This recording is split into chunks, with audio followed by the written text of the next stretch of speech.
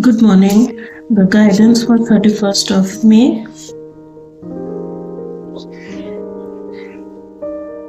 is the Tower. This is a time and opportunity to rebuild something.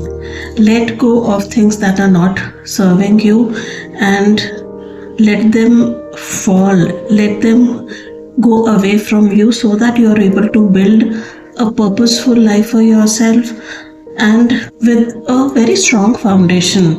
So, today's message is to let go of the beliefs, the patterns, the way of functioning which are not serving you and start rebuilding yourself with a new belief.